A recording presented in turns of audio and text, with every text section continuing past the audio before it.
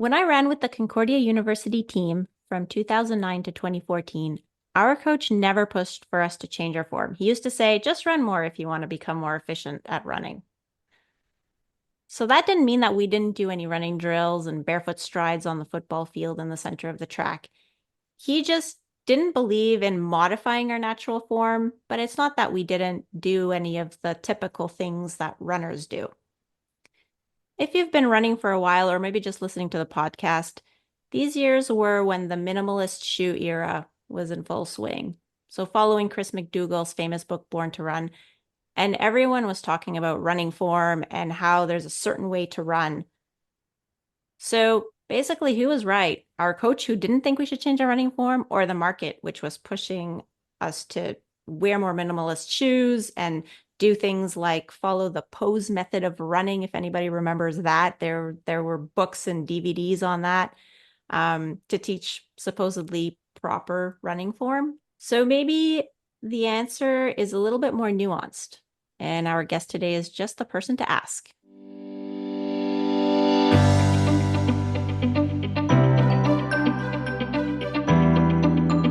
Hi, and welcome to the Running Book Reviews podcast, where we review books written for runners, about runners, and by runners to help you decide if you'd like to read the book for yourself. We also hope that listening to us chat about running can help keep you motivated about your own running, or maybe inspire you to try something new. My name is Liz, and with my co-host Alan, we're going to talk with author Jay Dicharry about his book, Running Rewired. Before you think, wait a minute, that's not a new book. This is the second edition of Running Rewired. So the brand new book, Running Rewired second edition, is about strength training specifically for runners. The first 4 chapters are dedicated to the rationale.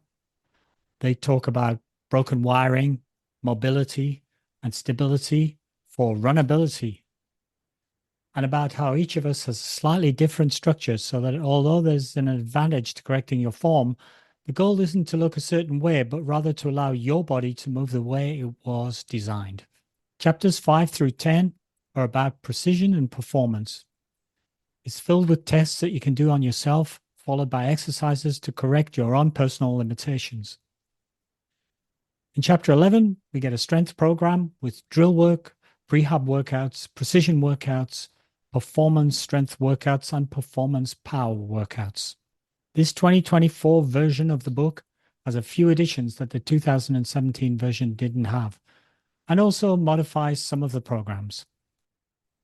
So you probably all heard already of our guest today, Jay Dicharry, but let me tell you a little bit about him for your info. Jay is a physical therapist and board-certified sports clinical specialist, known for his expertise in diagnosing and rebuilding injured endurance athletes across the globe.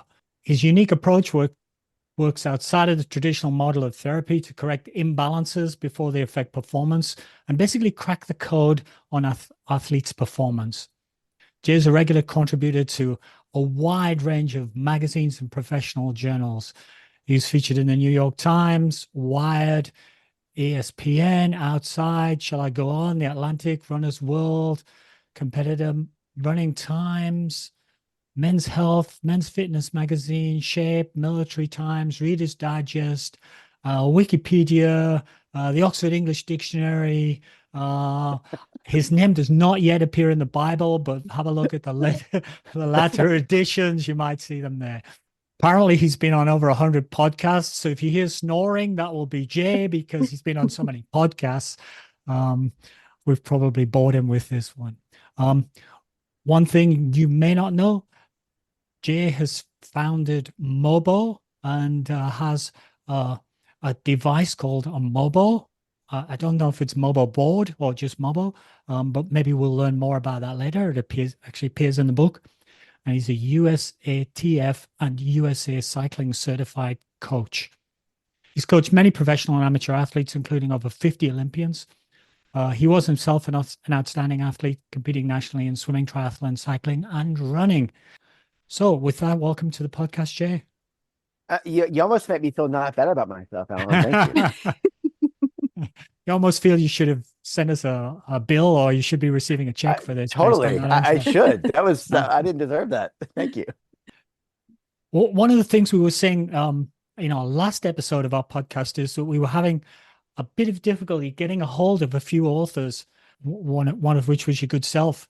And as we record this, we're nearing the Olympics.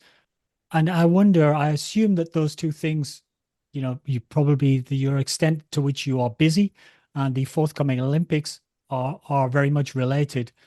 So are you working with Olympic athletes? What are you up to? Yeah, yes, and lots, and on top of that, but a lot of some running camps, and then on top of that as well, lots of I've had a lot of coaches call lately for help with high school and collegiate kind of injury prevention and performance plans. So, yes, the meter has been pegged, but it's all been good. It's good stuff. Again, like I got into this stuff to help people, and that's why we're all here, right? So, um, yeah, Anyone, good times. anybody's gold medal that you want to just reclaim? Say, oh, by the way, if they get the gold, I was there. That's theirs. They do all the hard work. I just put a plan in place. Yeah. That's it. They're making the magic happen every day. So I Okay. don't take credit for anything. Great. Okay. So I guess the first question is, how did you, so this is the second edition of Running Rewired. Hmm. The first edition came out in 2017. How did you decide, how did you come up with the idea to write a book all about, I guess all about self-diagnosing all your running form issues? And how easy was that? Yeah. So, let me give you a tiny bit of a backstory. I think it's probably interesting to talk about. So I ran, I've shared the story many times. It's important to understand sort of where I've been. At University of Virginia, I ran the biomechanics lab there, and we did a bunch of research, right? Just traditional research paid for by folks like NIDR and NIH and DARPA and all these big government organizations. And it was super great, super enlightening. And one day I walked in their office and said, would it be really cool if we could use all this stuff for individual athlete assessment? And she's like, oh, cool. That's a great idea. What do you want to do? And I was like, I don't know. And at that point in time, when we look at university grade biomechanics labs, like we can measure lots of stuff. We didn't know it was relevant, right? We had no idea. You can measure everything, right? Like when I say everything, like everything about the way people move. And you have a That lot of sounds really information. cool. It is. Yeah. And so, I literally was like, she's like, yeah, you can do this. And I'm not joking. I went to the library every day for the next 4 months and read every single research article that has ever been done on gait analysis, running mechanics, putting those two together, a bunch of stuff on cycling, because there's a bunch of stuff with bike fits too.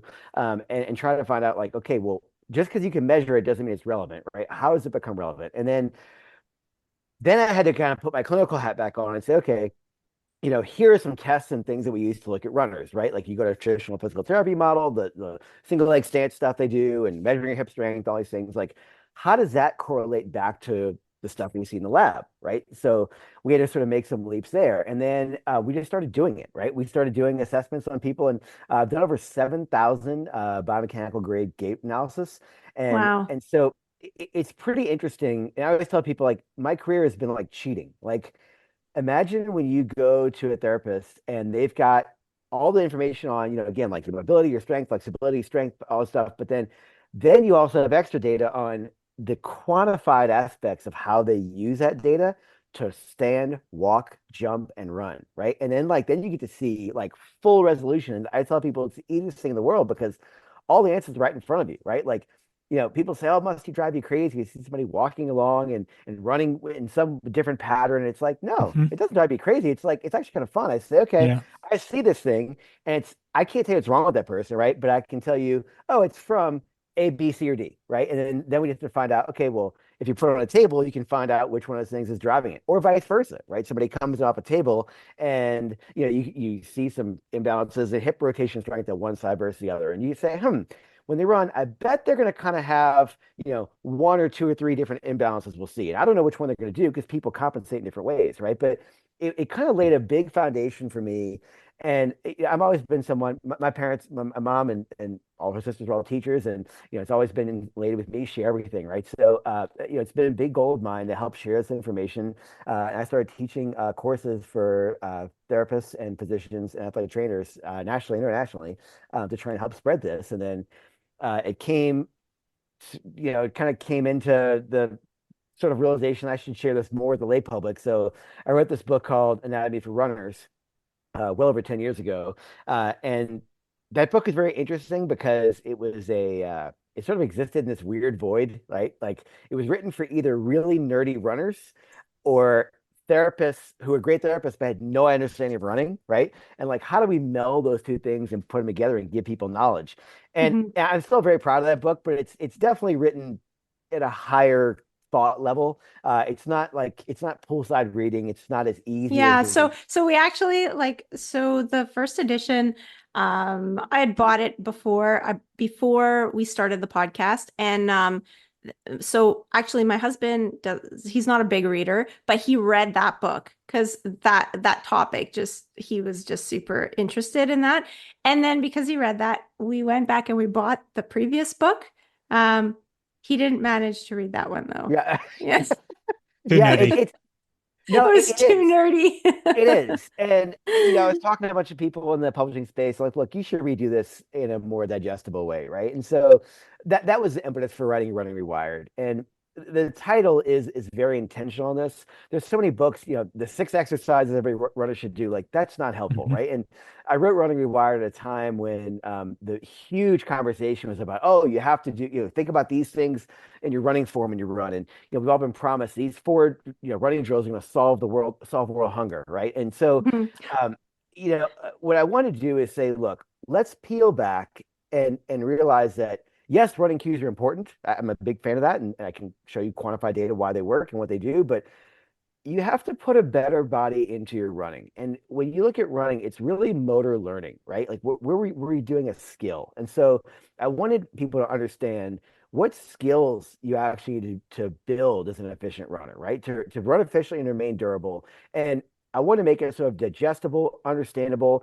I want to have like some self-test to put in there to help find out where you are. I want to, and for some people, they really want to know that. And you can probably tell if you read my stuff. I'm a big believer in helping people understand why they're doing things. But some people, I get it. They're in the type B spectrum. They just want to go hit the play button, right? So you can open the book and say, okay, great. I'm going to just read chapter 11, which is kind of going over how to put your plan together, understand that a little bit, and just do the workouts. And that's fine too, right? Like that book is a tool. It's not a book, right? So I'm really happy. I mean, it's definitely, I think, done well to help people move better and run better, right? That's been the whole goal is that I really want to help people understand there's more to it than just putting in miles and pace, right? And so that's the whole message here. And we can do better and we should do better. As Liz says, we picked up the first edition. Well, she picked it up as soon as it came out, but I probably got it about 6 months later or something like that. I've been using it ever since. And now I got the second edition that's come out. And you're looking at most of it, it looks like it's all still relevant. There's just more of it now. Yeah, yeah. So in the second edition, have you found that some of the things that you said in the first edition are no longer valid? And what else have you added to the second edition? Yeah, it's a great question.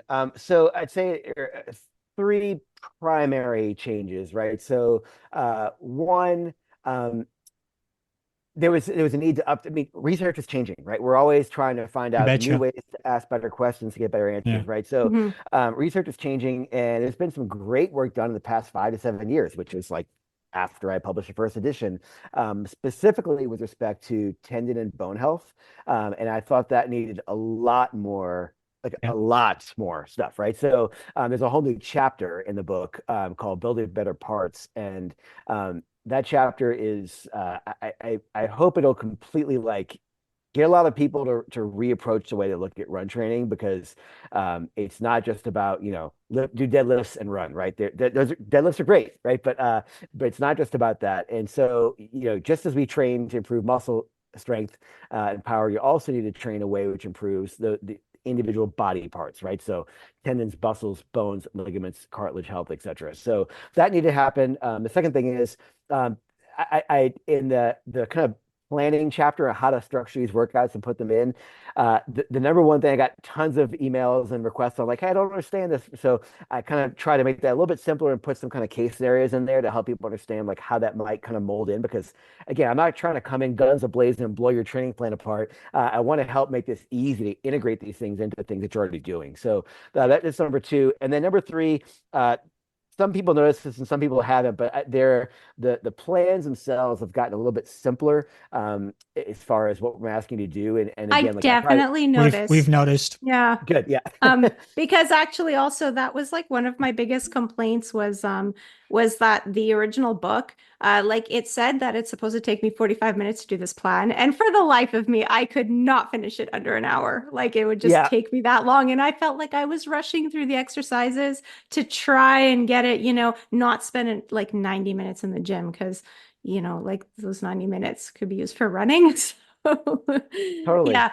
And then that was the one kind of barrier to because like I coach a few athletes and like I had a couple that they train together and they're really gung ho. They're willing to do anything.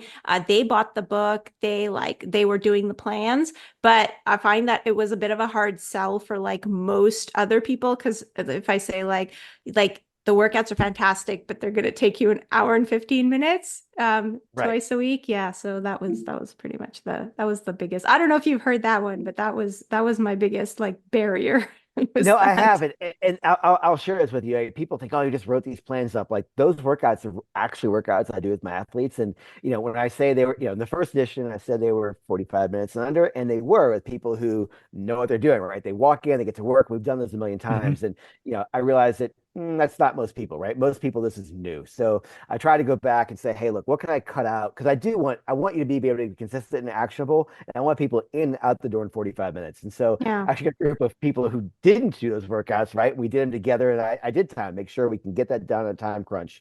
Yeah, To make because also because the thing is some of the exercises like maybe if I was strong and able to do them like in a series, but like let's say for example, me and Alan doing tippy twists like 5 years ago, like we're like wobbling all over the place. It takes us, totally. instead of taking us the whatever it should take like probably 30 seconds to do a set of 8, like it was definitely taking us like more than a minute because we were toppling over every like second one. So Totally. No, you're yeah. exactly right. Yeah, Yeah. exactly.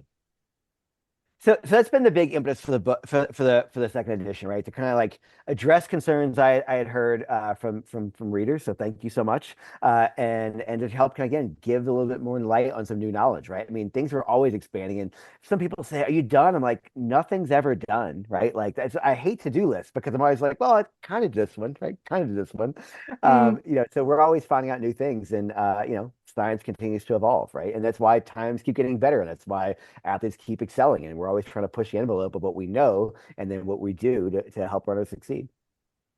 And how did you find the whole process of trying to explain all this to somebody that is just going to be reading it? Like you're not there, you're not there to like clear Adjust up them. anything. Mm. Yeah. So how difficult was that?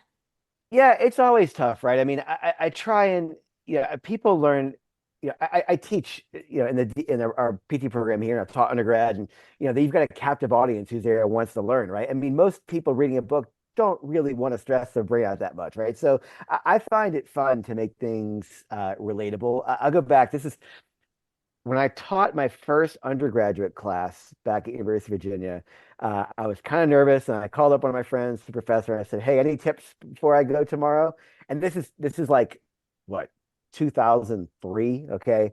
So things were a lot different back then, but she said something which I'll never forget, and this is like really changed the way I approach like teaching people. She said, "Oh yeah, I got a great tip for you." She goes, every one of your students has a laptop in front of them. And if you're boring, they're just going to go to YouTube. You have to be more exciting and more engaging in YouTube. And I was like, huh. Oh, that's tough. Yeah, that's a big So ask.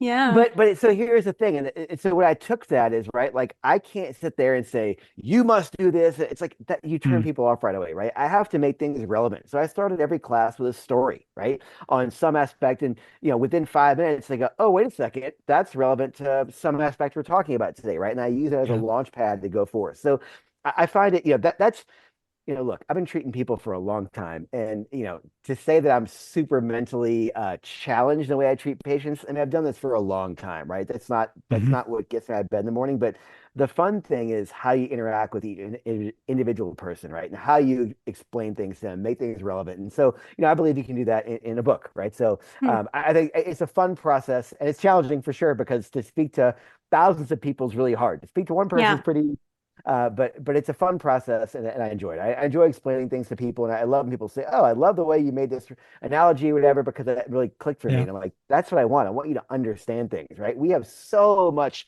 a fire hose of information coming at us every day on social media. And it's like, okay, great, but like, how do you make that relevant? Like, people don't take that leap, and if you can't make something actionable, it's useless. That's why we start our podcast with a story normally. Hmm. All our podcasts start with a Although, story these days. yeah, you're We're only I running love out of stories though, because our whole life is in the podcast now. Uh, it. the- just to rewind that conversation back a little touch towards even more common sort of club runner. Um, what would you say, because you're the expert, what would you say to people who don't do, they say, oh, I only have time to run.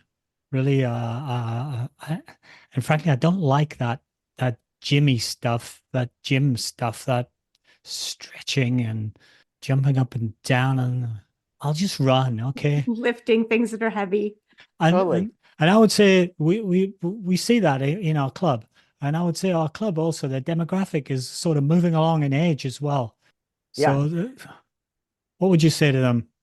I'm gonna give you a little story. Okay. And this is like one of those like aha moments I had. And I kind of needed one of these because, like you said, like so many people are like, why do I have to do this? And what do I, sometimes I Yeah, feel like I'm talking, yelling at the wall, right? yeah, Um, okay. So I just got back from Olympic trials, right? And Olympics is 1 week. We're recording this episode. yeah. So if we look back 20 years ago, right, when I kind of started kind of making the plea for all these things, if you went to any, I mean, you know, yes, local, regional stuff for sure, but if you go to these like, Olympic trials and international meets, right, what you saw was people lining up on the line, whether it's cross country or track, right, and the gun goes off and you see a field take off, and everybody's got some variability in their running form. That's okay, right? That's We're all different. We're all variable creatures. So I'm not saying everybody has to run the same, but again, I have a trained eye. I look at these things. I'm looking at people's form. And what I saw was when the gun goes off, I saw all the competitors in the field, okay, with a certain signature in the way they ran. And that signature sort of was maintained for, let's say, about two-thirds of the race. Okay. And then what I saw was the last third of the race, man, the wheels fell apart. I mean, you've got people, their form that you saw the last third of the race was nothing like the person who came off the block or off the starting line, right? It was completely different. Okay. So these people are fit, right? Don't make no mistake. They're training hard. But again, the discussion was focused on miles per week and how fast are you running. It's all runners cared about. Okay. Now, let's fast forward that to what I just saw at trials. If you said, what people say, what's the one aha moment you saw? That's not happening anymore. Okay. And I'm not taking credit for this, but I will say I will take credit to be one of the people, right, who's been rattling, cans and making noise to pay Hmm. attention to these things because it was it was beautiful. Like the runners who came off the line with their individual kind of signature stride, that's the same person you saw close in the last 200 meters, the last mile, whatever, right? Like Oh, wow. this is paying off. Like, I mean, people look beautiful, okay, when they're trying to crush the last 100 meters, right? And that didn't happen. Like, not because I have when I teach, I have a video I teach with, and it's from NC2As just 10 years ago, right? And so 800 meters, okay, and gun goes off, 8 people go off the line, and what you see is 8 collegiate men running perfectly stacked in posture alignment, excellent rotation, great stride dynamics, and they maintain that for 600 of the 800 meters. And with 200 meters to go, four of those competitors got tired like everybody else, right? But four competitors in the field, they got tired. They knew what they had to do to maintain form, maintain position, maintain their running quality, right? Before those people didn't. They got tired and their lumbar spine arched backwards, right? Which means now they're contacting too far in front of their center of mass, their body weight, and it costs more energy to run that way. And within a few strides, you saw four people, those who arched their back, fall out the view of the TV cameras. Like it was like that. Hmm. Okay. Anybody can see this. It's not like you have to have a lab or a draw. You can just, oh yeah, you can see their back arch, right? And they were out the screen. It costs more energy to run with poor form. So I hope this is a little bit of a thing that answer your question is this stuff works, right? Like I know people say, I'm not going to be Olympian. Yeah, most of you listening probably aren't. Sorry, Hmm. but everyone here deserves a chance to put the best you can into every run. Everybody here deserves a chance to run more durable. Everybody deserves a chance to get some free speed, right? And so, I'd say, so what do I say to people? I'd say there are seconds, maybe minutes on the table, depending on your event, okay, at your disposal. These right-sided things have had flare up for the past 8 years that you've done nothing about. Don't just go away on their own, okay? So Hmm. take some actionable steps to make yourself better. And yes, it's other stuff, but you know what? Like we all want to see progress as athletes. Everybody wants to see things get better, right? And you can see progress in so many aspects of your life. Like you don't get an improvement running time every day you show up, right? Like No. so it's great to get some feedback and go, wow, like, okay, like you said, I was falling over to this exercise, right? And like after Hmm. practice, you don't fall over anymore, right? And as we get better, you keep applying new things, like you start to get better. And I want to help everyone improve, right? That's the whole goal for this. And so I'd say everyone listening has a potential to improve. That's a good speech. I think you might have convinced some of them to start going to the gym. But so in the gym now, let's say you did convince people to go to the gym. Now they probably think like you just have to lift heavy things, except that well, you mentioned it earlier, but in the book also you say that many runners' problems are actually not due to muscle strength. So it's not that they're not strong, they can be inhibited and not firing. So you do like kind of go into that they have to like relearn how to move. How hard is that? Yeah, it can be humbling, right? Because people think, oh, I'm fit. And I had this, like you said, I had this goal I've been searching for in a marathon or a 5K or a 10K, whatever, right? And like we kind of tie our identity to that one thing. And if you've hit that goal or not hit that goal, you think I'm at a certain level, right? And so I'm not taking away anything in terms of where you've achieved in your career from physiological training, right? But it can be humbling to take a step back and go, wait a second, what do I have to do? And so let's use this for an example. Um, those of you who do lift, right, and do go to the gym, if I said deadlift, okay, so you would grab a bar and you put a certain amount of weight in that bar, okay, and you would deadlift your sets and reps, right? Let's say you're doing 4 sets of 7 reps, okay, and let's say you're doing, I'm going to pick a round number here, okay, just bear with me. I'm going to say 200 pounds. So you're doing 200 pounds for your sets of 3 to 4 sets of 7 reps on deadlift, okay, you're doing 200 pounds. Now, that's great. But let's talk about why that isn't answering everything. Okay, so a lot of people would say that you can put more force down and get more strength when you're training in double leg, bilateral stance. And that's true, right? And the reason why is because your nervous system, your brain feels very safe. And so it's going to say, hey, we've got a solid point of contact. All I have to do is move this weight up and down. That's awesome. Okay, but the problem is when you run, you don't have that. Okay. When you No. run, you don't hop on 2 feet. Okay. Nobody's done that yet in a major event. We do run on one leg. Well, And maybe the so potato sack race, but I don't think that it's an Olympic event yet. that's true. We should Mm. talk about this more, potato sack racing. I'd be interested in this. It's a good line of You could thought. probably progress. You could progress the records in potato sack racing Oh yeah, yeah, quite Liz, yeah. substantially with a bit of effort there. Liz, I like this. We can show up and crush some local community events. Uh, That sounds amazing. And I'm in. we'll start like a whole those series, and the those poor series will little be all over kids. Canada and Those poor all over little the kids won't US. know what they hit them when Liz arrives with her Jay Dicharry trained methodology. No record's gonna fall. I'm in. Hmm. No, but so let's think about this for a second. If you're doing your weight, your double leg, right? And so we said the goal is to make things very single leg specific, right? So here's the test I give Yeah. a lot of athletes, right? So if you were deadlifting 200 pounds for your weight, if I said we're now going to do single leg RDL, right? Single leg deadlift, right? With a weight, the vast majority of people, like 99% of them, if I said pick a weight on one leg, wouldn't pick up 100 pounds, which is half of Mhm. what you did on two Yeah. legs, right? They'd pick up like a 20 or 30 pound weight, okay? And so here's where things get lost in translation. I just said I want your nervous system to feel safe. Okay. And so what you just told me by picking up a 30 or 40-pound weight is that you don't have the skill coordination to still generate a lot of force down the ground on one leg. That's a huge problem. Okay. My athletes, the ones I work with, if they deadlift 200, they can single leg deadlift 100, or in some Oh, cases, wow. of half. Okay. Holy. Okay. And look, people are, Even 50, whoa, yeah. Even if they could, like, if yeah. they Yeah. deadlift 200 and then they can single leg deadlift 50, I mean, that's impressive. Yeah, I mean, look, for reference, I'm just showing like proof in the pudding, right? For reference, I deadlift somewhere between, I don't know, 360 to 380, depending on the day, and double leg, and I single leg deadlift about 185. Okay.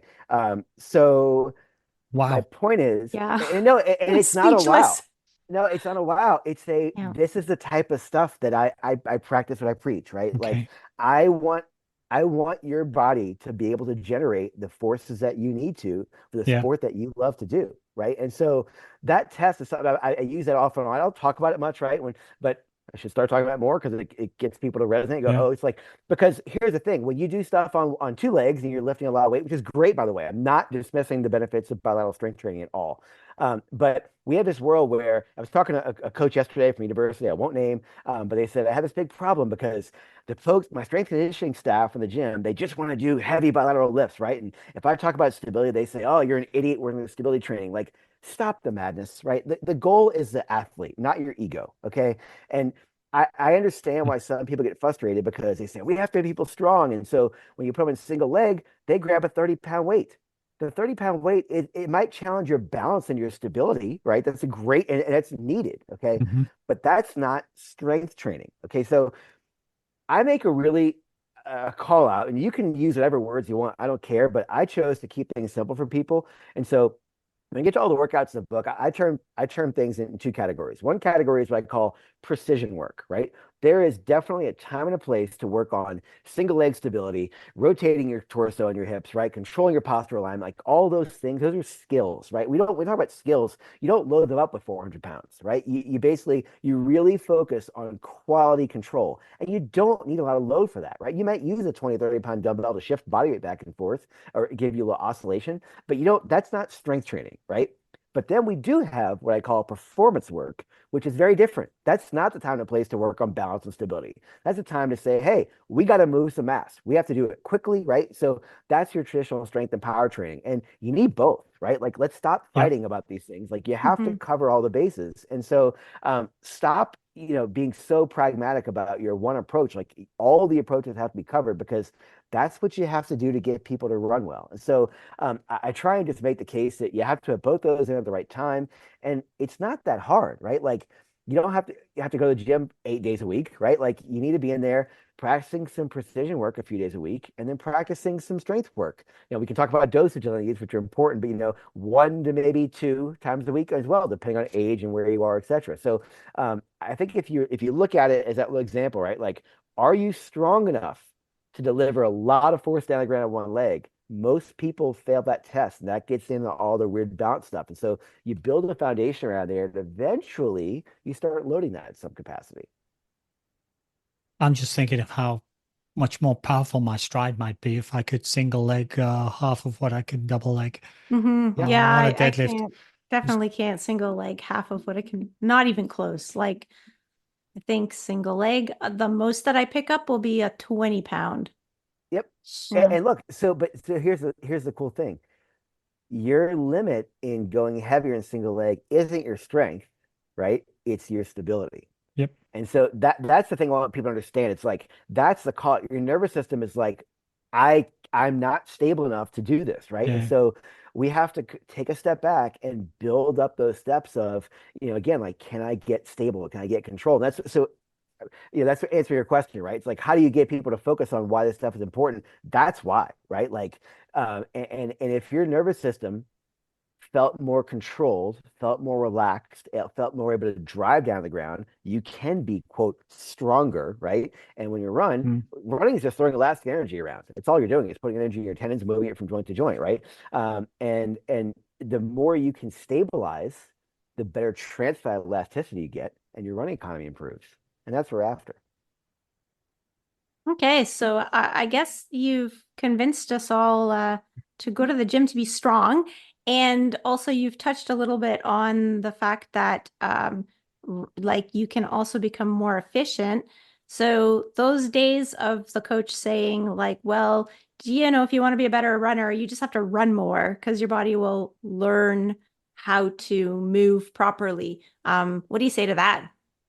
Yeah, it's something I hear all the time. People say, "Oh, you'll figure it out as you go." And let me be Mhm. clear. If you look at all the research on human locomotion and even animal locomotion, okay, that's ever been done, you'll find a consistent message. Creatures, people and animals, find out the most energy efficient means to move with what they have. Okay, so if you show up today with the current combination of mobility, stability, strength, and power that you have right now, you're going to figure out over time the most efficient way to run with what you have today. Here's the problem though. Everybody can improve their mobility, stability, strength, and power. There are capacities that we can unlock that allow us to achieve new levels of mobility, stability, strength, and power, right? That allow you to run even better, right? So Yeah. again, it's like it's unlocking a different level, like a video game, right? You're unlocking levels that Yeah. let Hmm. you move better, right? Which lets you run better. And so people say, oh, well, running is going to improve things. You'll probably, most people will optimize the way they can move today, but you may have some tight hips from coding at your computer for 14 hours a day. You may have some instability in your left ankle from an ankle sprain you got X number of years ago. You may have had an ACL injury in college, right, which you're still vaulting over your knee because you still don't feel comfortable bending your leg in stance, right? Like I see this all the time, Mm, right? So it's the baggage that we've got, right, that we figure out yeah. how to work around. But I make the point in the book of it, I call it like plan A versus plan B, right? Plan A Hmm. would be the best you can do, right? Like if we're dialing up all those, unlocking those levels and helping you, but a lot of us have some tangents along the road. We've had either Yeah. injuries or lifestyle changes, right? And so we've shifted around this plan B, which is like, I'm doing the best I can with what I got, right? But again, let's shift you back to your plan A. Let's fix all that baggage that you can be better, right? And so Yeah. that's what I would make. I gather one of the problems reading your book is that effectively, if I just take you back into that story that you were giving us there, you teach yourself to be the most efficient by repetition, repetition, to be the most efficient with what you got. And then that becomes kind of hardwired Yep. or semi-hardwired into your brain. And then you're working on taking out inhibitions, building strength, improving your balance. And then maybe you can't initially get the benefits of those things because you've hardwired yourself into your old. So what do you do about that? Yeah. So, and thank you for using those words because I like those words because they really call into effect what's happening, right? So the word neuroplasticity is being thrown around like salt and pepper these days, but let's talk about what it is because it's really important, right? So, the way we move, right, isn't just my muscle's so strong, right? The way we move is your brain has to tell your muscles how to contract, okay? And so we do that in a pattern, and as you just said, it's sort of hardwired, right? You literally have connections between the nerve fibers in our brain and then down to each working muscle, which tell us how to move, right? And so when you look at changing movement, right? So people say, I tried to do this one drill when I was running, but I couldn't focus on it. Or I tried. Running's too fast, right? Your heart rate's pegged, like you're moving along quickly. Like Mhm. that's not the time you're going to change motor learning, right? And rebuild those connections. When you look at the research on rewiring your brain, which is what neuroplasticity is, you have to have a plan. You have to have a teacher giving you a guideline. And you have to have the ability to focus. This is really, really important. When you, quote, go through the motions, what you've all been, imagine high school, right? You're in there before practice. Coach is like, right, grab your knee, bring it to your butt, do that. Okay, swing your leg back and forth. Like, you're not really concentrating. You're just sort of doing what people tell you. If you've been to like, I'm not calling out any of these programs, but like, Orange Theory type thing where it's like just, your heart rate's pegged, you're going through emotions, that's not the best learning environment, right? So to learn, you have to have the ability to focus. And when you can mentally focus on what you're doing, what happens is you secrete these neurotransmitters in your brain. They're called norepinephrine and acetylcholine, and they create a chemical change in our brain, which actually allows new nerve fibers to wire together, right? And so we literally see physical hardwired changes when you can focus on the task at hand. And so focus means not in a busy, loud environment, not with tons of stuff, not blaring Rage Against the Machine, right? Like we're really focusing on what we're doing, and you can actually learn, right? And so going back to that deadlift example, right? Like that's the stuff we want to sort of, really put our brain power in, right? And when I'm standing on one leg, am I wobbling in space or am I really rooted through the whole ball of my foot, right? What are my hips doing above? As I go into a deadlift, am I keeping my torso, my pelvis flat to the ground, or am I spiraling out into a rotated position, just leaning sideways, right? Like all those little nuances, I want you to pick up and feel those. And if you screw up, it's okay. It's great. I love when people screw up because you learn, oh, that's something I can notice now that I didn't notice before, right? That's something I want to really work on. And so we're changing our brain's perception of what's happening. And again, I always tell people, the more I can get you to feel, the more I can shut my mouth, I'm winning, right? Like you don't want me talking at you. You want you feeling things. If you felt it, then what happens is you built this new database of like movement skill, right? You've been there before. You've practiced thousands of times. And then when you're trying to close, to bring this full circle, your last, 200 meters of your 800, you don't have to think about this stuff. This is you. This is the way you move, right? All that baggage, we flip the switch. That's gone. We've practiced these skills. All you're doing now is putting a ton of effort with those new skill acquisitions. And that's what we're trying to do. It is really literally rechanging the wiring patterns in your brain. And so hopefully all of that has just sold the idea of doing, some of the easy stuff to most runners because like I think a lot of runners, they always want to be improving their, their cardio, all those like I always want to feel physiological. some kind of Yeah, burn, you don't want to they? feel Oh, I feel don't feel tired. something hard, Mm. hard or sore or whatever, but it's important to also do the stuff that doesn't make you feel tired or sore or broken Yeah, and, sometimes. and, and it can be a little. It's a funny story. Several years ago, we had this kind of group. It was like we did these little workouts every Tuesday night together. And there's some, let's say there was some upper talent in my local community would show up and here and there. And it was a group of people who were there pretty consistently, and some people would kind of come in and out. A lot of pro athletes.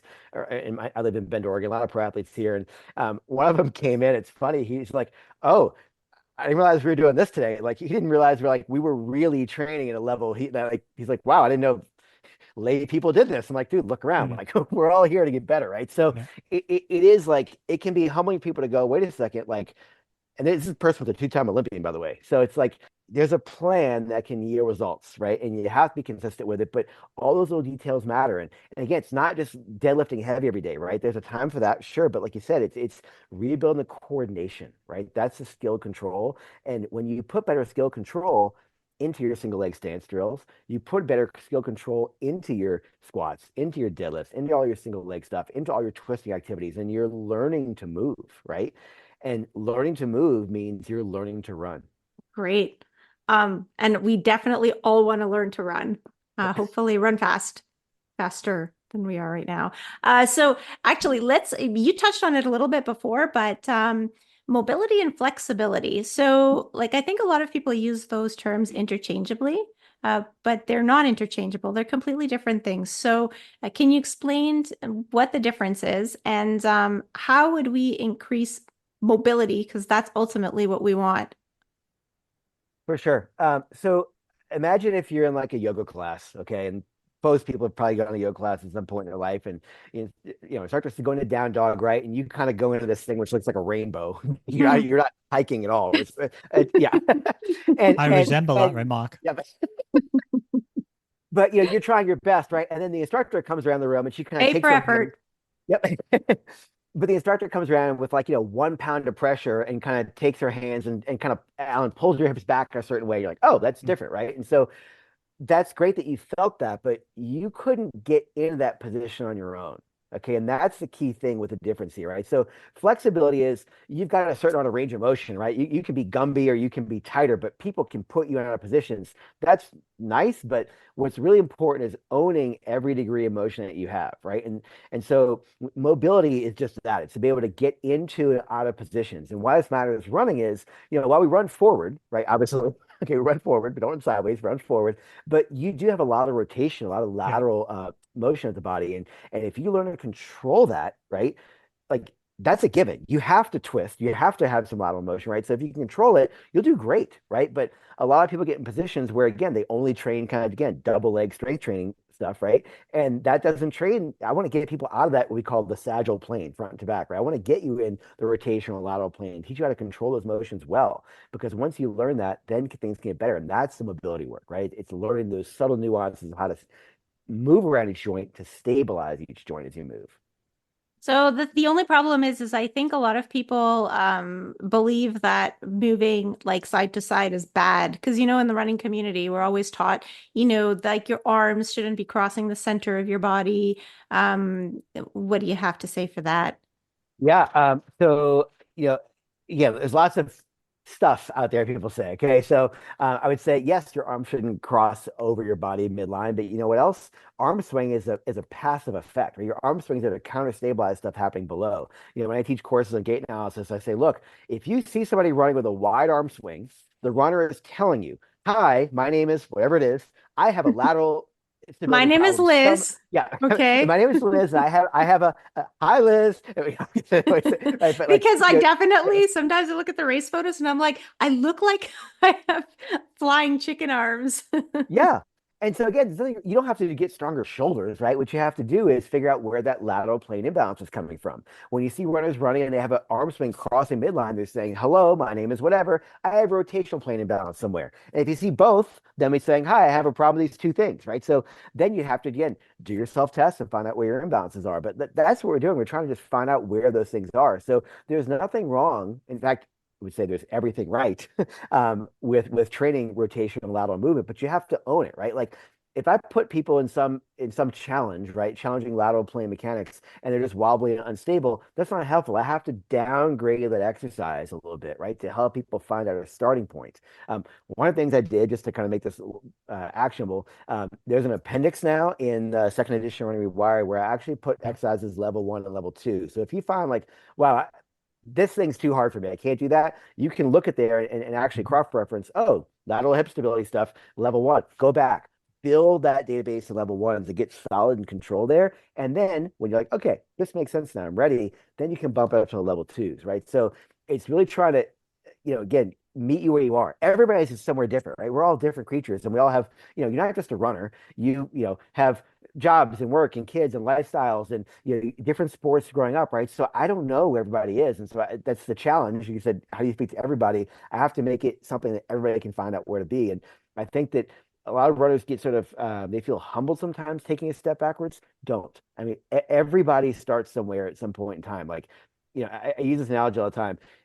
If you show up to a group run, right? Like you're all runners. You're like, oh, if somebody wants to go a little farther, I'll just try this today or try that. Running seems approachable. But if you walked into a gym and somebody's squatting 400 pounds, I can guarantee you, you're not just going to say, I'll just try it at 400 pounds, right? Like just for a whim.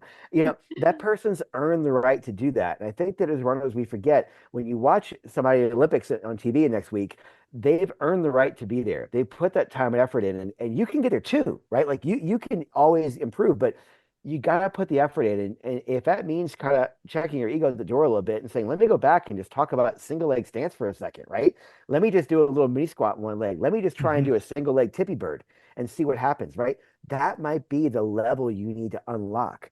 And the really cool thing, and this is like the most important thing, is the improvements that you get in balance and stability and proprioception, they don't take years to improve. They take like weeks, okay? Sometimes even days, right? So a lot of people, like this could be Mhm. enlightening because some people are like, wow, I'm feeling a ton better, right? Like already. And that's great because you're learning new skills. That doesn't take forever, right? So you can see some pretty rapid improvements. If you said, hey, look, I want to get stronger, that takes a while, right? Like truly getting Mhm. actual muscle strength.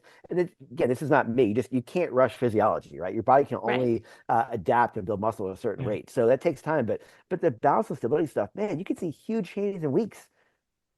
I always find that my single leg deadlifts, the second set is always better than the first set. Yep, totally. That's probably because I arrive without the right things activated, and the first set Yeah. activates them, and then the second set, oh, I suddenly got good at this. That Yep. was quick. Jay was right. Yep.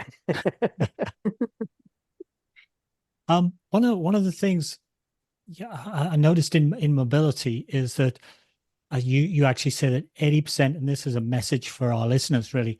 80% of runners, tell me if I misquote you, 80% of runners have hip mobility issues that can impair their posture, which will then affect their running in some way. And that means we should probably all be doing some kind of hip exercises, and you have plenty of them in the book. And probably most runners would go, yeah, I get that. But what I was sort of surprised a little bit to see is how much we also need good shoulder mobility. So Yeah. you're thinking, you got these twisty things that your legs are attached to, but you've also got these twisty things that your arms are attached to, your shoulders. I guess that's your four ball and socket joints. But then when you start talking about good shoulder mobility, I'm thinking, oh, I don't have any of that. That was kind of less obvious to me.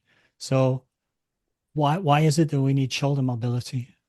Yeah, so let's talk about this concept of the core real quick, right? So Yeah. your core is not just how long you can hold a plank, right?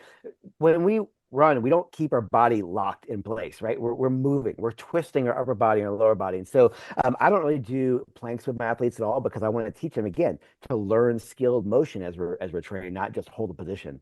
You brought up a great point, right? So when I look at the core. You think about a can. Okay, so core is kind of a can. So the sides of your can are your abdominal musculature, which people love to talk about. But here's the reality. That's where the six packs abs are that we all want, but they're not really useful for running. Well, they look nice, but yeah. Hmm.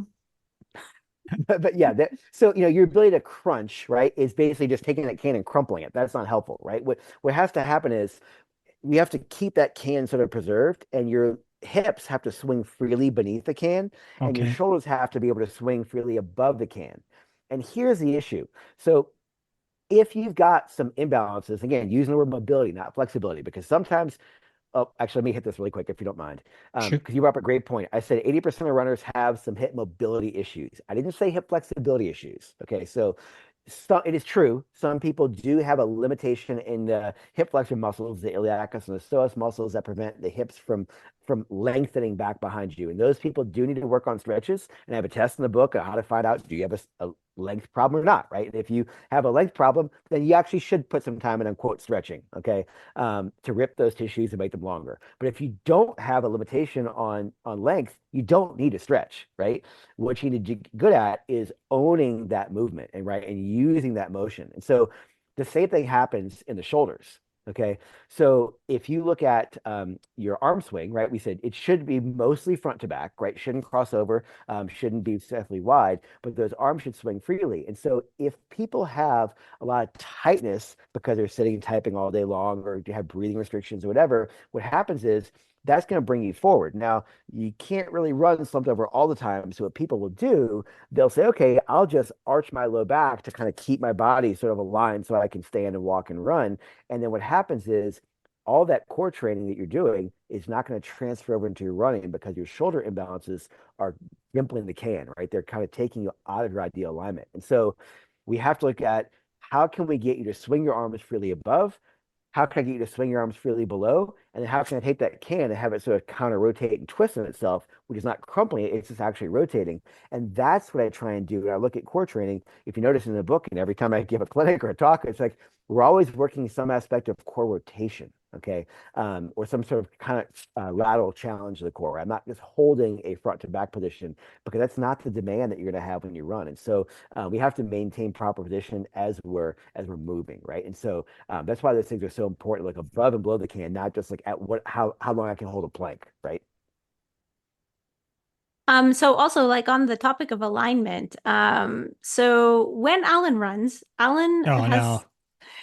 Yeah, yeah. You're Alan gonna tends out me to Jay. yes, Alan tends to have okay, but I'm not gonna give him all of your alignment problems, just one.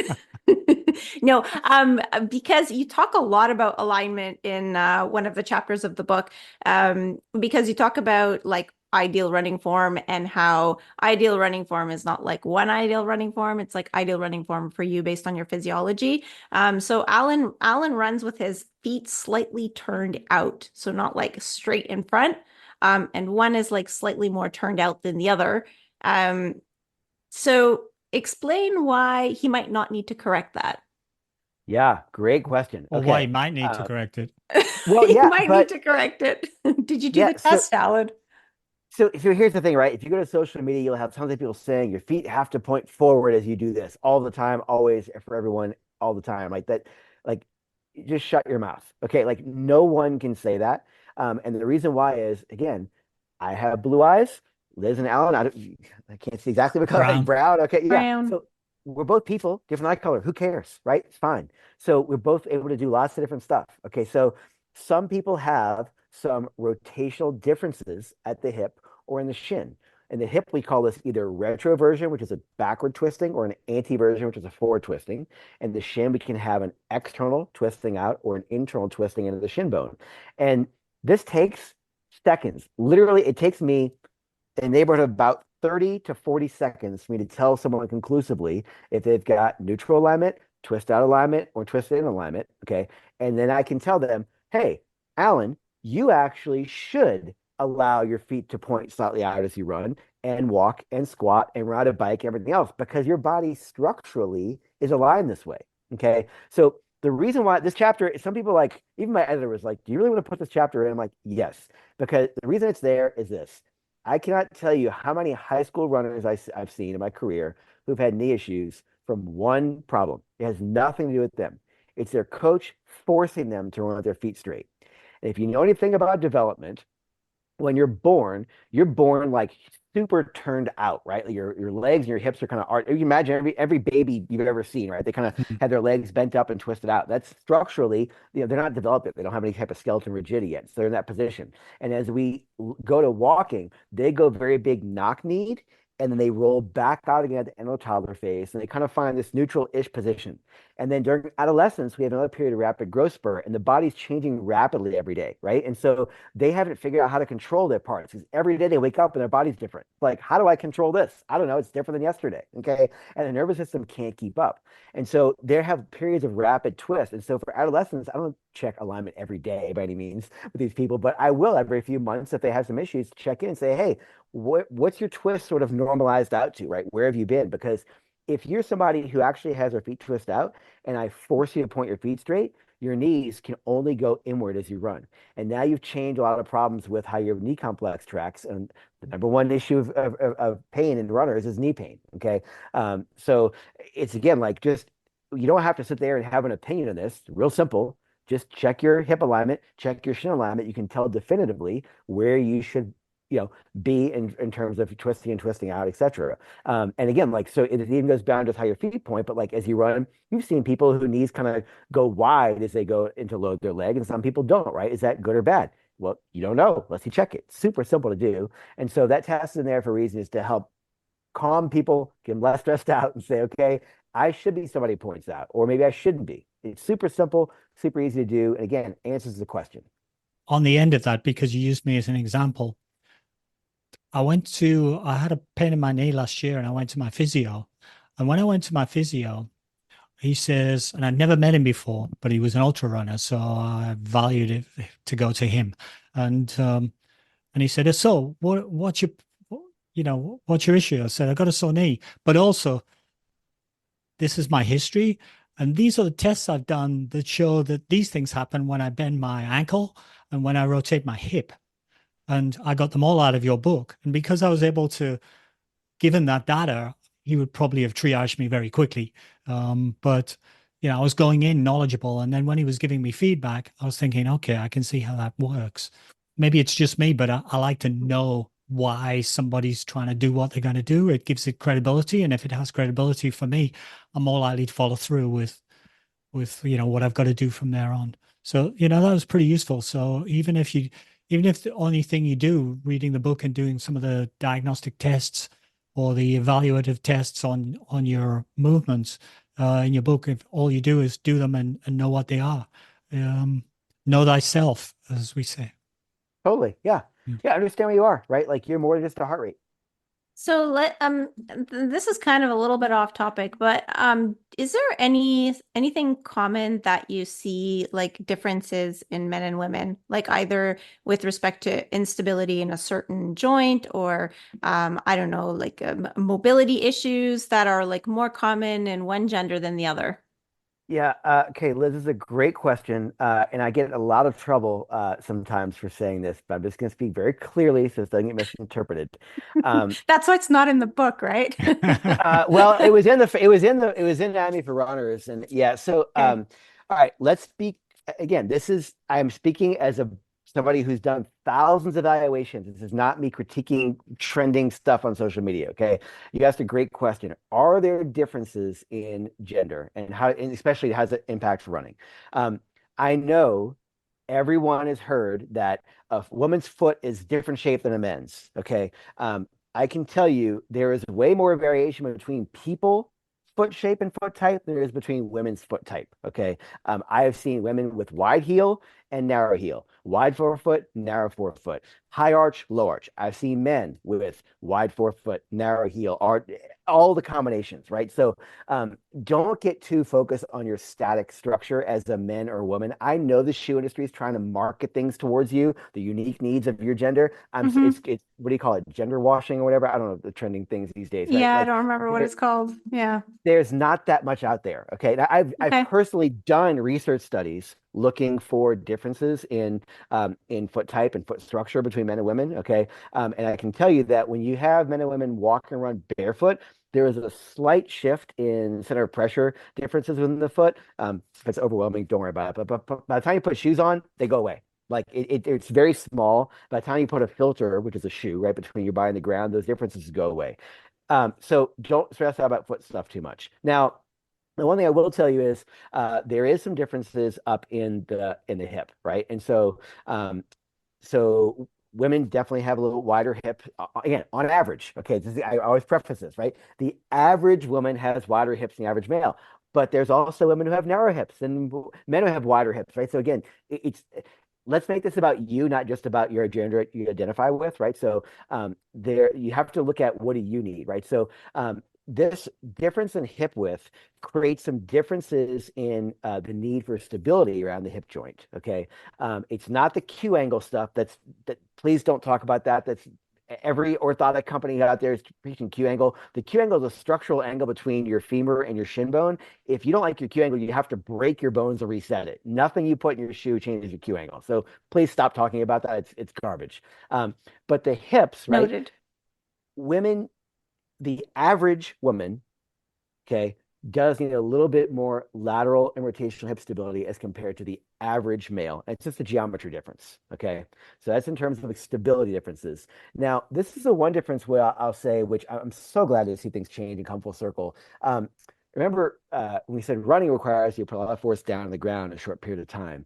And when you look at muscle composition between, again, average women and average men, okay? On average, women have less fast twitch muscle fibers than men.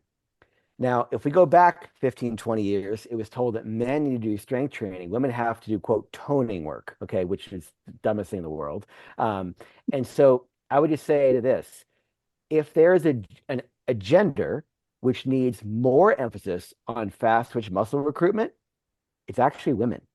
Okay, because we have to train their nervous system to get the slight again average number of reduced fast twitch motor units recruited faster. And if you can do that, then you teach them how to put more force down the ground. You tend to see performance increase. So simple summary here, don't stress about foot type. Do put a little bit more focus on your hip stability and hip control, but really do train for power, right? Like go hard, right? Like all the marketing stuff you see about, sweating and putting a hard effort in, like that's what we really need more women doing, not just doing simple bodyweight training and low load, because we want to teach your nervous system to put out more force faster. It's called rate of force development. And the better you can do that, the more efficient you'll run. And that does pay huge dividends off. So I would say, if you, again, you look at what the messaging out there, women on average have a ton more performance potential out there because most males, for whatever reason, don't get mad at me, it's been more in the vernacular to do more strength training for a longer period of time. And women need to be sucked in that same methodology because there's so much room for improvement there. Oh, fantastic. Okay. Sub 3 hour marathon. Here I come. Yep. More hard fast training for you. In the last chapter, you get to the master plan for your strength and mobility, and you have all the workout routines towards the end. The drills are the various exercises are explained throughout the book, but the actual sequences are at the end. So we have drill work, we have prehab workouts, we have precision workouts, which you referenced earlier in terms of practicing your movements. We have performance strength workouts, which is where you're getting stronger. And you actually have performance power workouts, which are sort of, I don't know, a more advanced combo type things. How do we put that all together into a, you've got all the combinations. I feel like I'm talking about running here and I'm saying, oh, you've got your long, slow run and you've got your VO2 max run and you've got your, and then I'm saying to a train coach, how do I put a run program together? So now I'm saying those things to you and saying, how do I put a strength and mobility program together? Yeah, it's a great question, Alan. So yeah, I try to make this again like specific. So we've got precision, right, which is again learning how to move better, and which I kind of add one little mini category. It's that kind of preparatory work, right? So the reason why it's in there now is because the whole new chapter we talked about, which talks about differences in bones, tendons, muscles, cartilage, etc. We talk about the fact that we talked about how many sets of reps do I have to do. It's been the things we talk about, right? So now I'm asking you to add one more thing in there, which is speed of movement, right? Because running, I'll make this pretty quickly. When you run, you apply a lot of force down on the ground in a short period of time. That force happens to be not high enough and not quick enough to actually improve bone health. And it happens to be too fast to improve tendon health, which is interesting. Mm-hmm. So when we look at how do we optimize those, right? So, and here's the reality. In general, younger runners tend to have more bone stress injuries, and older runners tend to have more soft tissue problems because we age, tissues get stiffer, right? So to improve tendon health, we have to actually load tendons slowly. Okay, so I have 3 exercises in the book. I kind of picked the highlights here, right? So it's variation of I call it a helicopter lunge because you're trying to keep your torso upright to keep the knee under load, right? So we have to do this slowly. So I'm looking for 2 to 3 seconds the way down, 2 to 3 seconds the way up, right? Calf raises. Calves generate a lot of torque. We want to have a nice strong Achilles. 2 to 3 seconds the way up, 2 to 3 seconds the way down. And then hamstrings, right? I did a Swiss ball curl exercise to get your hamstrings kind of more durable. Same thing. 2 to 3 seconds in, 2 to 3 seconds out. They have to run slowly because tendon, if you go move it fast, tendon's like, I can do this all day long. Like, sure, what else do you want? Give me a beer? Okay. So if you load tendon slow, tendon's like, whoa, this is actually something I don't love to do. I should probably lay down some more cells to build up better matrix around this structure to keep me more robust, right? So you have to move slowly for tendon. Now, that's not how you get more power, but it doesn't matter. You have to rebuild those tendons, especially as we age. So those are 3 exercises done super simple, 1 and 2 days a week, right? Not hard. The precision work in there is more the skill work, right? So those workouts are how do you twist your upper body and lower body? How do you steer your hip? How do you control your foot and ankle, right? How do you get all those parts, all those strategies we talked about, right, that contribute to your overall balance? How do you build those? How do you make some awareness in terms of posture alignment, right? So those are done, I'd like to have done 2 or 3 days a week. If you wanted to, that's fine, but they're quick. They take 15 minutes, right? And you use that as your dynamic warm-up before you go for a run. It's not hard at all. It's not going to make you sore any way, shape, or form. And so those are kind of mainstays for everybody. Okay. And then when you look at the strength and power work, this is kind of where it gets in that it depends scenario. Okay. If you're a high school runner, okay, strength is not your main limitation at that point in time. You're getting stronger just on your own genetically and developmentally. Okay. So should you be doing some things? Sure. Right. But like 1 day a week, plenty. Okay. Contrast that with a master's runner, right? Like we know as we age, we get decreases in lean body mass, which is muscle strength, right? So running is not an effective tool to maintain muscle mass and strength. I'll say that again, so not misquoted. Running's not an effective tool to maintain body mass and strength. If you're a master's runner, you need to be lifting twice a week, period. End of story. Okay. Because we need more exposure to build that muscle mass because we know that if we lose that muscle mass and we see a lot of changes in stride and we start to kind of creep over and get slumpy. And so it's like, let's just fix that, right? Like, let's not just running. I know you want to run and I want you to run too. I want you to run well. So put some time and effort in the gym. And so I have some kind of case scenarios in there where kind of show people how to put these in. But, we're looking for 1 or 2 days a week in the gym, actual gym work, right? More in body weight. We have to increase the stress to get some changes. Body only responds to load, right? So, and I try to make that pretty simple as far as when you put things in. If you're somebody listening to this podcast who has never ran before in your life, never lifted before in your life, that first performance workout is like literally a dowel. Can you hinge from your hips? Can you squat? Like just cleaning up bad habits. I ask you to do that for a few times, right? To kind of just get some awareness of how you move, because I don't want you to put bad, you don't have to be perfect, right? But I want you to put sloppy form into the lifting you're doing, because I don't want that to hurt you. I want you to be robust, right? So we spend some time there. And then, quite honestly, the next four more strength-based workouts, most runners can cycle through those like forever and be fine. Okay. But those compound workouts, which are more power based, those are things I use for people with more of a history of lifting. After you've been lifting for, over 8 months or so, then it's time to actually put some more power based training. And I break this all out in that master plan chapter as far as when to put these things in. But, everything's a process, right? Like, you didn't just start running on day one and do VO2 max efforts on the track, right? Like that you work up to building a base, and then you add some threshold work, and then you add some VO2 max intensity. Same thing for the rest of your body, right? Like I was telling my students, like just them talking about some new idea, the rules we have don't fly out the window, right? So Hmm. we're talking about building a base in awareness of movement, building a base in a foundation of strength, layering on more intense strength and more intense power type challenges, but at the right time, right? So please read that chapter. Okay, I would say, yeah, I told you, you can, if you're not like Alan, you don't want to know all the ins and outs, you can skim over some things if you want to. There's lots of answers there to help you, but read that chapter. Okay. Don't just go straight to the plan. You got to read No, the yes. descriptions. Right. Yes. Read the chapter, Okay. because there's a lot of helpful info in there to help you get the most out of the all stuff you're putting time in. So that's why we say, like, put the time and effort in to understand a little bit. Just quickly, where would you, if you'd like to direct people to a certain place to get the book, and where can people follow you if they want to see what you're up to? For sure. Yeah, Alice, thank you so much for this chance to talk. And I hope people heard some bullets that resound with them in some individual way, some knowledge bombs. But yeah, so you can buy the book anywhere. It's everywhere major retailers are sold. It's online. It's in local bookstores. I love supporting local bookstores when we can these days. And then you can follow me on a few places. Social media wise, it's I put a lot of stuff on our Mobo board, my balance board company. I put a lot of stuff there. It's mobo.board. You can also follow me, Jay Dicharry. So either one of those. And then I don't update this as often as I should, but and athletesbody.com. I have some great articles. There's a lot of stuff I've written in the past on there. So if you're somebody who wants, if you're the techno runner who wants a little more If you're explanation, like Alan, yeah, then you want to go to that. yeah, there's a lot more technical articles on that site for sure. So between those three, I hope it gives people some good resources. And one thing I would just say, if I could ask something from the people who took time to listen to me ramble today, thank you so much. But do me a favor, just aim for consistency, right? Like we're talking about putting some new stuff in, right? Like I would much rather you be consistent in just the precision workouts for a few weeks, right? Build a layer of foundation there somewhere, right? Then add some performance stuff in as you can, but showing up once a month, not going to help you a whole lot, right? Like Hmm. I guarantee you show up for your body several times a week on this stuff, you'll be shocked at the person you are in a few weeks to a few months. This stuff does pay off. You'll notice some benefits quickly. The strength and power stuff takes a while to manifest because again, physiology takes time, but the stability challenges we talk about do achieve some gains pretty quickly.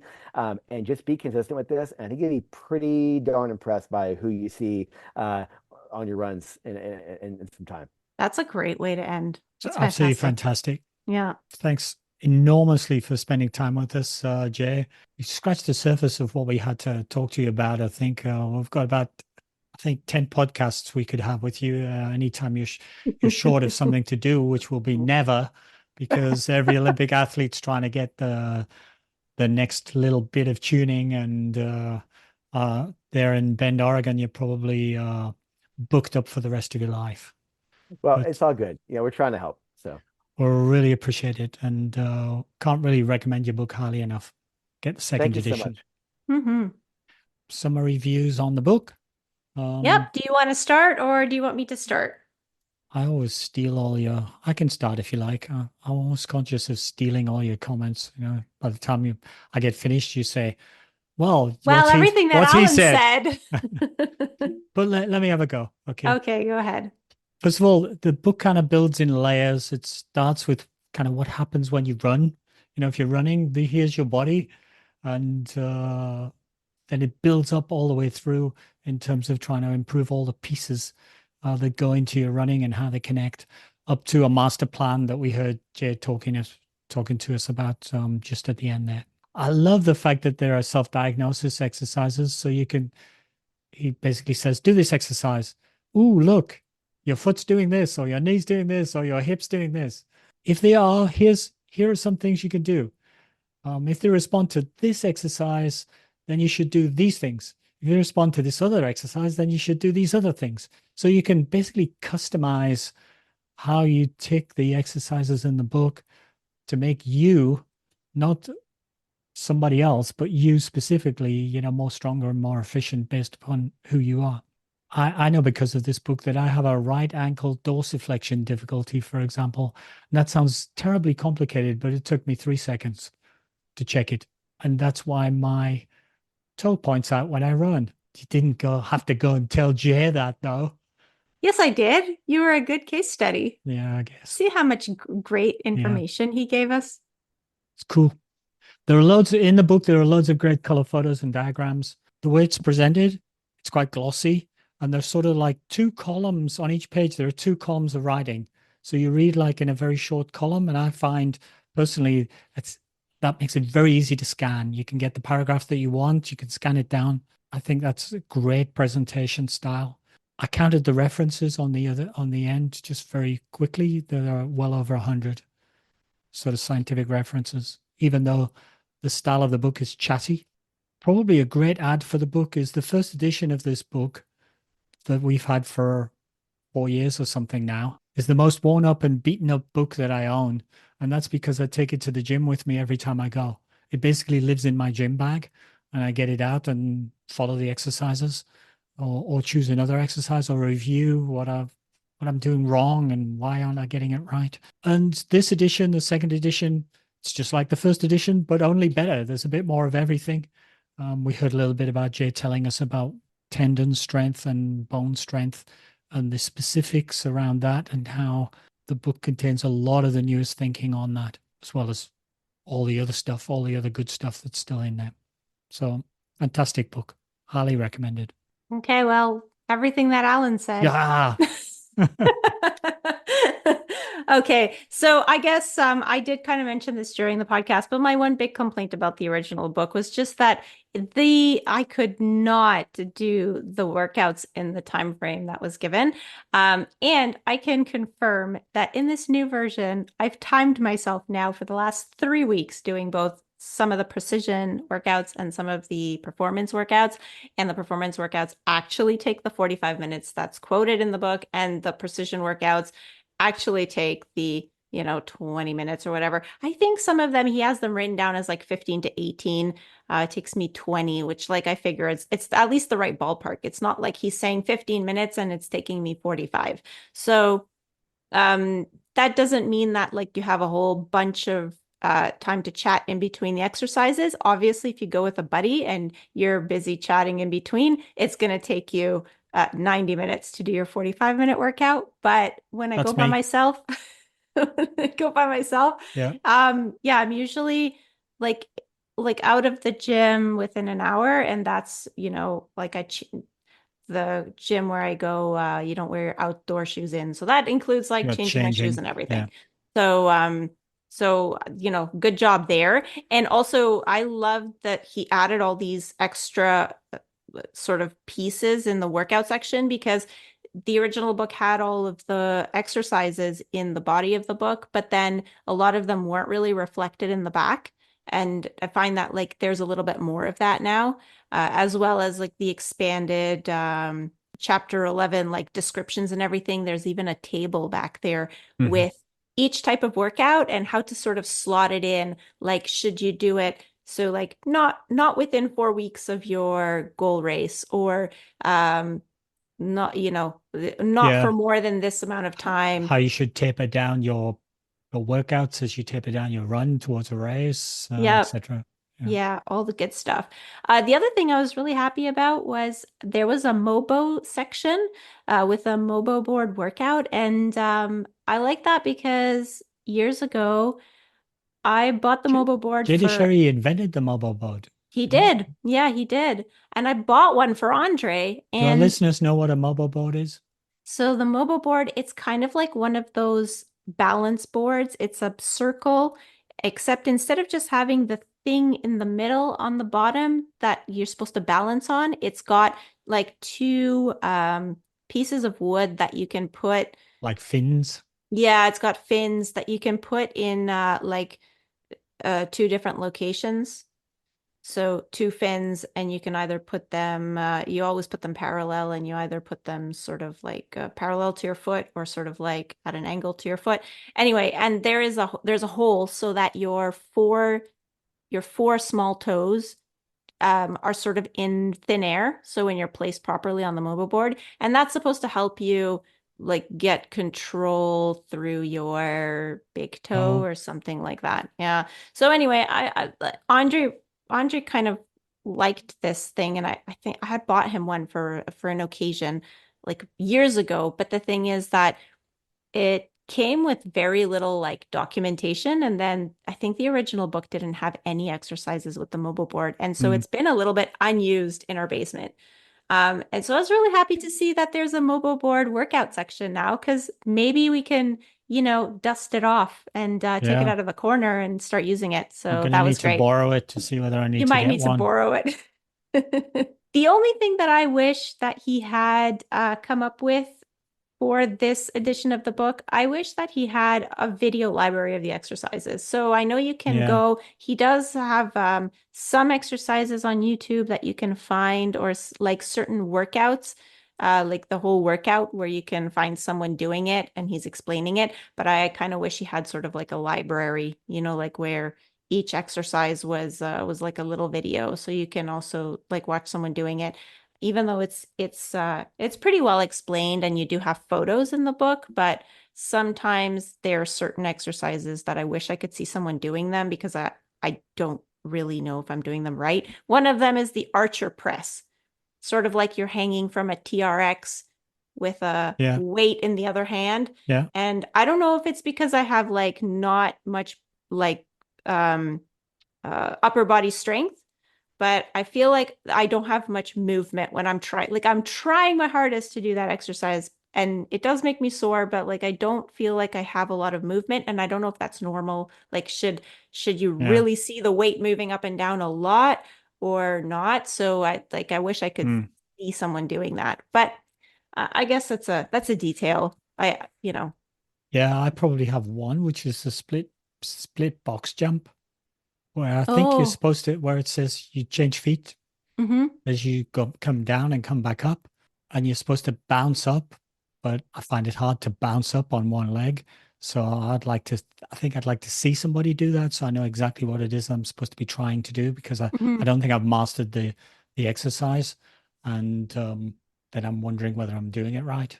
So I think the only other thing that I'll mention, since Alan mentioned everything else, is, if you have the first edition, do you need the second edition? I think if it's dog-eared like the first editions we have, then you could benefit from a second edition. Otherwise, I mean, if you have the first edition because you bought it and never used it, I would say dip into that and try some of the workouts, because you'll get the base, right? And it's what Jay said about consistency. So you want to build a habit. And the first edition, if you have that at home, is perfectly fine. If you don't have any edition and you want to go out and buy the book, then I would say definitely buy the second edition. Yeah, absolutely. I agree. I agree with what you say. Basically, there's nothing in the first edition that is wrong or has been taken out or is like no longer sort of useful. It's just that there's a lot more of it and some new stuff, which is also beneficial in the second edition. The second edition is almost the first edition plus plus plus and no minuses. Yeah. Yeah. And the plus plus plus includes plus plus plus pages, because I Yeah, there's think about there's like 50 50 pages more. pages Yeah. extra. Yeah. So you get a bigger book as well. Yeah. But look at it carefully for the word second edition if you're browsing and buying it in a shop, because the color photo on the front is the same on both editions Hmm. It's actually very hard to tell them apart, just like on from the cover. I think the only thing that's different is the teeny tiny second edition that's Yeah. written. And I think the first edition book cover is glossy and this one is matte. So, but they're Ooh, they're the never same. noticed that. Hmm. Uh, I Yeah, I'd have to go get my first edition, but I feel like the first edition was glossy and this one has a matte finish. It's they're not, it's not super obvious. Make sure it's a second edition.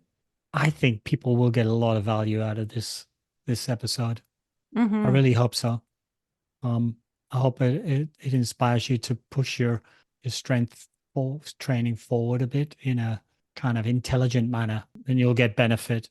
And also that strength training, doesn't have to be hard. I think that sometimes, as runners, we want everything to feel hard. So some kind of muscle burn. And it's like, Yeah. well, maybe actually most of the benefit is going to come from doing those precision exercises that at this time of the year you could just do outside, because Yeah. there are at least 2 of the workouts that require 0 equipment. And you can just do those outside and in the middle of a soccer field or something like that. Yeah. You can just stop during your run, do that. Or That's a good point. Now that we've started doing our marathon training program, we're spending a bit of time together running. We should program a couple of precision drills probably on the front of our runs to get us warmed up properly, and also we could be accountability buddies for those drills. Sounds like a plan. Yeah. Okay, I'll leave you to schedule that because you're good at that sort of stuff. Okay, I'm gonna look at the plan. I'm gonna say, oh, we're gonna run. You'll say, oh, I'll come 20 minutes early and we'll do precision A or whatever. Okay, great. Outro time? Outro time. Do you want to do it?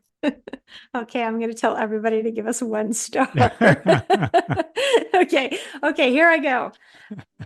Thanks for listening to another episode of Running Book Reviews. Big thank you to the publisher Willow Press for providing a review copy of the book. And really big thanks to Jay for spending time with us today and for the fantastic conversation.